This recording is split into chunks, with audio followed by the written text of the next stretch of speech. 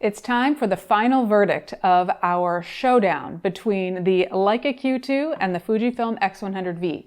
We've already done a couple of rounds. There's other videos out there on these cameras on the channel, but today we've broken down our findings into 5 categories, and they are assumptions, image quality, usability, fun factor, and last but not least, our preferences.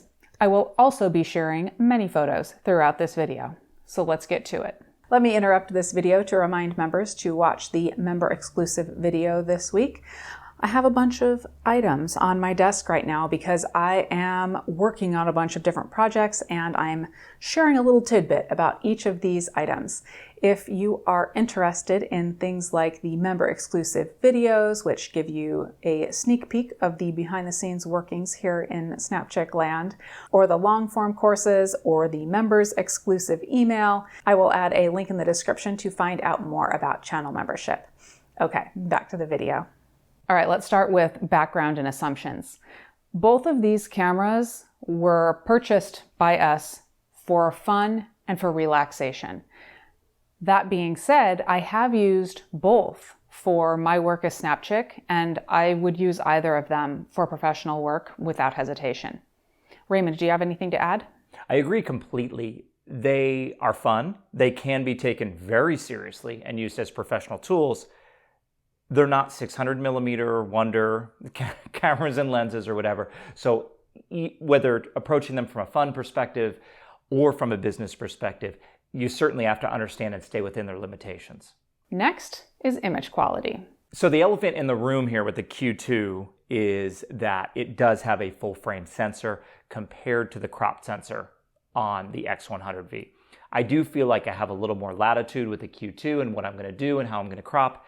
That being said, when the conditions are right and I paid attention to what I was doing with either camera, I got the results that I wanted and that I was looking for, including the X100V with its crop sensor and of course the Q2 with its full frame sensor.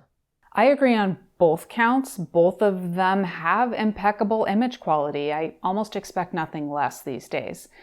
The X100V is a big improvement from the X100F, its predecessor, especially when we're talking shooting wide open, but they're both really good. And the only thing that sets the Q2 apart for me is that Leica look, which I particularly enjoy. On to usability and functionality. All right, Raymond, what do you think? It's plainly obvious that the X100V has more buttons and controls on it. It just does. The Q2, Leica's gone to this 3-button design on some of their cameras, which works very nice. A little bit of practice with either camera and you're controlling them at your whim. Exactly what you want to do is translate it into easy movements with your fingers on the camera. It's easier to understand if you use both because on the surface, the X100V looks like it has more flexibility overall. I think that's because the X100V is technically more flexible in terms of having lots of buttons and dials that you can configure on the camera. Now, I do enjoy the Q2's minimal design, though. I really like that. That being said, I do wish that the Q2 had one additional feature that the X100V does, and that is a well-integrated flip-out screen. All right, let's talk about enjoyability and fun factor. I'm going to go first here. I think that I like using both cameras. However, the Fuji does kind of have the leg up here because of the film simulations. I love those film simulations. They are simply super fun if I just want to put my camera into JPEG only and go have fun that day.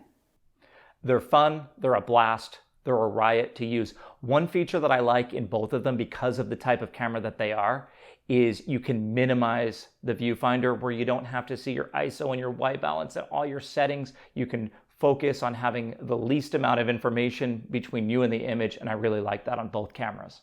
All right, now for our personal preference. Let's make Raymond go first. Okay, here's my messy and hard-fought conclusion. Let's put the Q2 aside for right now and pretend it doesn't exist, and let me just talk about the X100V. We've got a lot of camera bodies and lenses back behind me, and on any given day, one of those camera bodies and lenses might be the appropriate tool to use for the activity or job at hand. However, if there's not a special purpose and we're just going somewhere to take pictures, I would gleefully and gladly and do pick up the X100V and put all of those aside.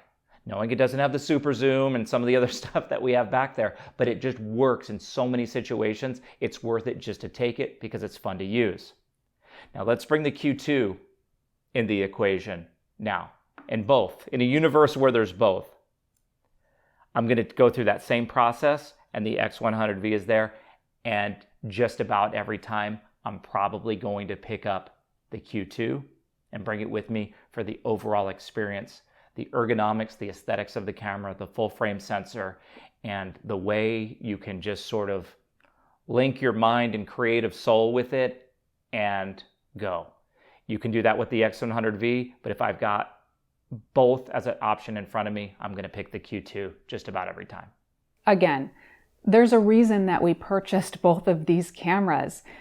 You could put either into my hand for the day, and I would happily go about my way on the streets doing street photography or meander around a museum and not think twice about it. However, if I had to choose one, it's going to be the Q2. I really like the flexibility of having the full frame sensor and the extra pixels so that I can crop later on almost to my heart's content. And there is always that beautiful Leica industrial design. I do love my cameras.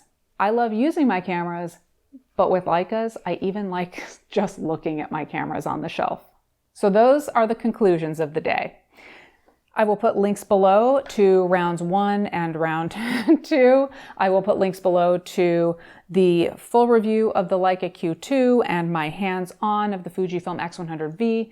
Raymond is working on a full review of the Fujifilm X100V, so bug him down in the comments if you want to see that. And that's it, everybody. Make sure that you are subscribed. I put out videos every week on photography stuff, cameras, other gear, art, sometimes just inspirational stuff. So thank you very much for watching, and I'll talk to you next time.